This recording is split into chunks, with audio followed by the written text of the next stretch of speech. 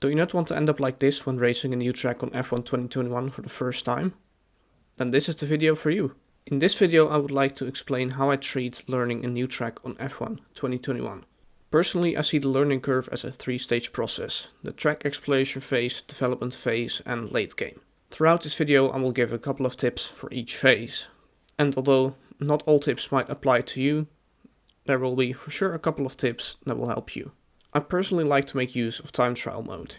And before starting the session, I always like to make a sort of calculated guess as to what sort of setup to use. I understand that this highly depends on your level of skill and knowledge of the game, but you could also go with one of the standard setups and think about whether you would need a bit more downforce or whether the standard setup would be sufficient. Before heading into this, I've only seen one video on the F1 Twitter channel of the layout of the track. In the end, I thought it would make the most sense to go with my Brazil setup because it's quite a fast circuit and a lot of flowing corners. And I saw a couple of similarities there with Brazil. Ultimately though, it does not depend too much on your setup whether you will learn the track quickly or not. Just make sure it's at least stable enough. My second tip would be to drive slowly early on. You absolutely don't need to be a hero on the first lap. In real life, racing drivers also don't fire on all cylinders on the first lap to set the most competitive lap time. Just learn the layout first before pushing. In case you're driving without assists, my third tip would be to scan for reference points in the first couple of laps. Ideally you want your reference points to be shatter-proof. And what I mean by that is that your braking markers can't be broken by the F1 cars. Two great examples of braking markers that can be broken are the final corner complex of Silverstone and Spa. In a race situation, it's quite common that these braking markers will be taken out, hence your reference point will be gone. Therefore it is important to find a reference point that is shatterproof. Examples of this are curbstones, braking boards that hang along a wall, or black boxes along the side of the track. As you can see by the footage, I'm still driving very slowly on this first lap. And that's just because I don't know how to drive this track and I need to find many reference points. For instance, coming into that corner there, I broke for the 100 meter board, so just take it very conservatively because I knew I could probably brake deeper. These first couple of laps are simply about knowing which direction and at which angle each corner goes. My fourth tip for the track exploration phase would be to have a look at the minimap. From driving in the first couple of laps, it is often unclear which corner will follow after another, and if there will be multiple corners after each other or whether there will be a very long straight. In case of a race situation, it is important to realize where the DRS detection zones and the DRS opening points are. The green radar-esque symbols represent the detection zone, and the zones colored in green represent DRS zones. The yellow one is a reference for the speed trap. After establishing a couple of reference points on your first lap, it is time to push the limits a little bit more. And you could see I braked at about 100 meters there, whereas on the previous lap I braked at around 150 meters.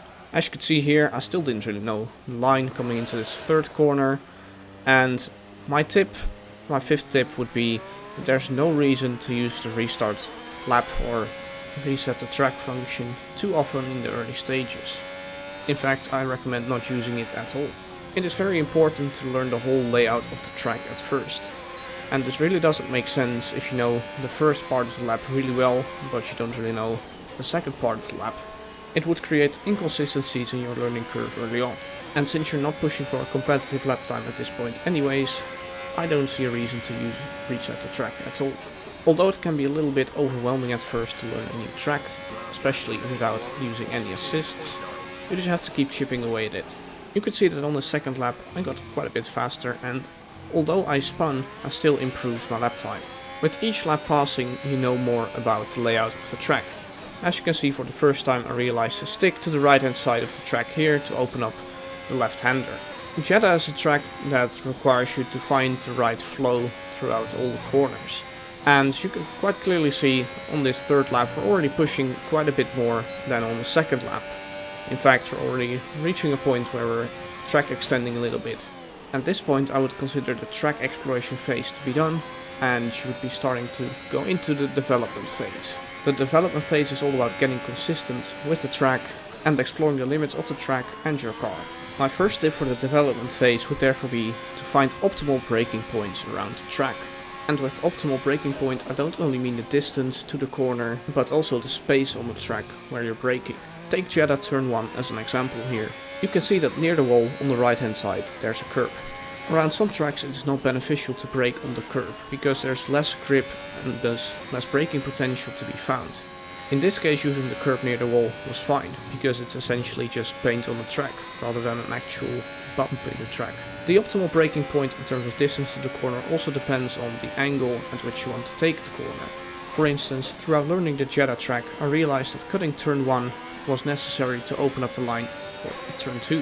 This will mean that you have to shift your braking point a little bit closer. My second tip for the development phase would be to experience different racing lines.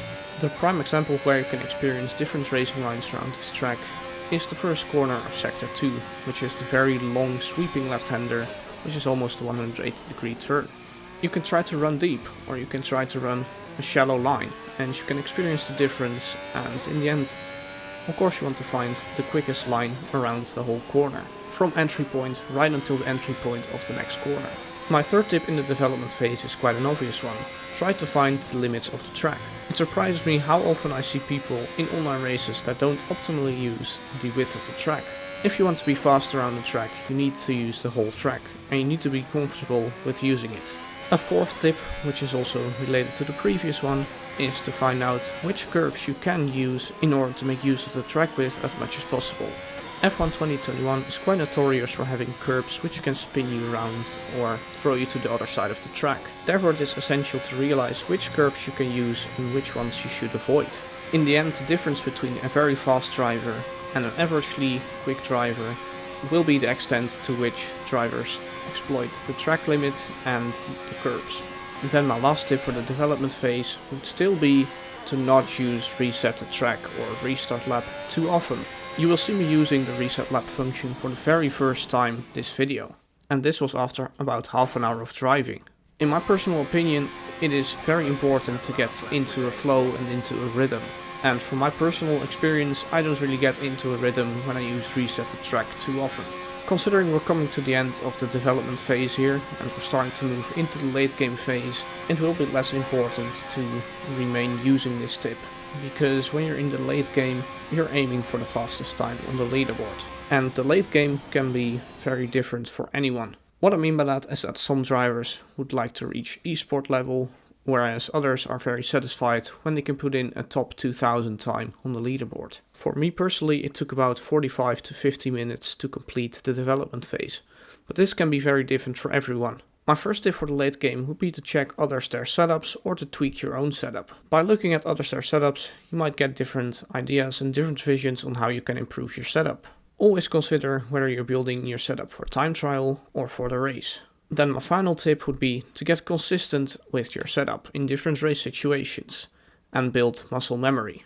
By building muscle memory, you will not have to shift your attention to braking, accelerating and other aspects of driving, but rather you can focus on defending, attacking and ERS and tire management. For the end of this video I included my best time trial lap for day 1. If the video was helpful for you, smash that like button, and if you fancy it you can subscribe to the channel. Also give me feedback if you want to see similar styles of videos more often in the future. Anyways, I'll let you enjoy my best lap now. See ya!